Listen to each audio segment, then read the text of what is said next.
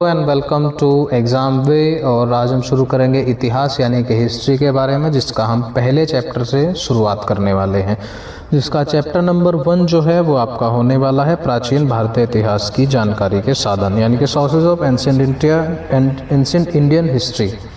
ठीक है, तो ये जो हम पढ़ेंगे वो किसी भी कॉम्पिटिटिव लेवल के एग्ज़ाम के पर्पज़ से ही पढ़ने वाले हैं, नॉलेज के पर्पज़ से हम इस चीज़ को नहीं पढ़ेंगे। यानी कि कैसे कैसे क्वेश्चंस आपके एग्ज़ाम में बन सकते हैं वो सभी चीज़ें हम पढ़ने का प्रयास करेंगे। ठीक है, तो अगर मैं बात करूँ प्राचीन भारतीय इतिहास की जानकारी मुख्यतः 4 स्रोत से प्राप्त होती है। 4 सोर्सेज हैं इसके, जिसमें पहला है धर्म ग्रंथ, यानी कि जो धर्म ग्रंथ लिखे गए हैं उससे जानकारी मिलती है। दूसरा ऐतिहासिक ग्रंथ यानी कि हिस्टोरिकल टेक्स्ट, विदेशियों का विवरण यानी कि जो फॉरेनर्स आए थे उन्होंने क्या क्या डिस्क्रिप्शन भारत के बारे में दिया है। और चौथा है आर्कियोलॉजिकल एविडेंस, जो पुरातत्व ने खोजे हैं ऐसे साक्ष्य।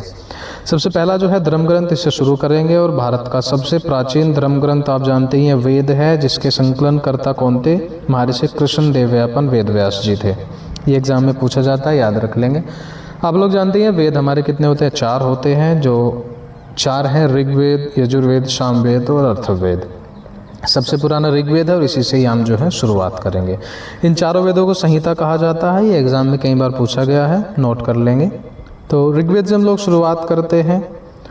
ऋचाओं के क्रमबद्ध ज्ञान के संग्रह को ऋग्वेद कहा जाता है। The collection of systematical knowledge of the humans is called Rigveda. इसमें 10 मंडल हैं, 1028 सूक्त हैं और 10,462 ऋचाएँ हैं। इस वेद के ऋचाओं को पढ़ने वाले ऋषि को क्या बोलते थे? हॉट बोलते थे। इनका नाम ये रखा गया था। इस वेद से आर्यों की राजनीतिक प्रणाली और इतिहास के बारे में जानकारी मिलती है, यानी कि आर्य किस प्रकार से इनकी राजनीतिक प्रणाली थी और क्या उनकी हिस्ट्री थी, और सभी हमें ऋग्वेद से प्राप्त होती है। ठीक है, विश्वामित्र द्वारा रचित ऋग्वेद के 3रे मंडल में सूर्य देवता सावित्री को समर्पित प्रसिद्ध गायत्री मंत्र है। और 9वें मंडल में देवता सोम का उल्लेख किया गया, यानी कि गायत्री मंत्र कहाँ से लिया गया है? 3रे मंडल से। इसके 8वें मंडल में हस्तलिखित ऋचाओं को क्या कहा जाता है? वो खिल कहा जाता है। एग्जाम में कई बार पूछा गया है। और वामन अवतार के 3 पगों का आख्यान भी प्राचीनतम स्रोत ऋग्वेद ही है, यानी कि एग्जाम में कई बार पूछा जा चुका है ये भी। ऋग्वेद में इंद्र के लिए 250 और अग्नि के लिए 200 ऋचाओं की रचना की गई है, यानी कि 250 हेमंस जो है वो इंद्र के लिए है और 200 जो है वो अग्नि के लिए है। नेक्स्ट है यजुर्वेद। यजुर्वेद की अगर बात करो तो सस्वर पाठ के लिए मंत्रों और बलि के समय अनुपालन के नियमों को यजुर्वेद कहते हैं। और ये जो एकमात्र ऐसा वेद है जो गद और पद दोनों में है। ठीक है, यानी कि ये एक ओनली ऐसा वेद है, एग्जाम में पूछा गया है, जो प्रोज एंड वर्स दोनों में है। एग्जाम में पूछा गया तो इस चीज़ को नोट कर लेंगे आप लोग। इसमें इतनी ही जानकारी थी। नेक्स्ट बात करते हैं सामवेद की, जो 3रा वेद है। देखिए, साम का शाब्दिक अर्थ होता है गान, यानी कि जो गाने वाली चीज़ें हैं। और इसमें नॉर्मली मंत्रों का संकलन है और इसे भारतीय संगीत का जनक भी कहा जाता है। भारतीय संगीत का जनक नॉर्मली कहा ही जाएगा, क्योंकि शाम का मतलब ही गान होता है, गाना।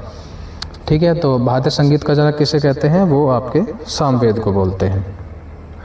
नेक्स्ट अगर मैं बात करूँ अथर्ववेद, तो अथर्ववेद जो है अथर्व ऋषि द्वारा रचित किया गया था, जिसमें कुल 731 मंत्र हैं और 6000 पद हैं। इसके मंत्र ऋग्वैदिक मंत्रों से भी पुराने हैं। कुछ मंत्र इसके ऐसे हैं जो ऋग्वैदिक मंत्रों से भी पुराने हैं। नेक्स्ट है जो कई बार पूछा भी गया, इसमें सभा और समिति को प्रजापति की 2 पुत्रियां कहा गया है। और इस वेद को अंडरस्टैंड करने के लिए नॉर्मली 6 वेदांगों की रचना की गई है, जिसमें है शिक्षा, ज्योतिषी, कल्प, व्याकरण, निरुक्त और छंद। ये 6 वेदांग की रचना इसको भली भांति समझने के लिए की गई है। शतपथ ब्राह्मण में स्त्री को पुरुष की अर्धांगिनी कहा गया है, जो हमारे नॉर्मली धर्म में कहा ही जाता है कि अर्धांगिनी महिला होती है पुरुष की, वो इस शतपथ ब्राह्मण में कहा गया है। पुराणों की कुल संख्या 18 है, वो सभी हमें इसमें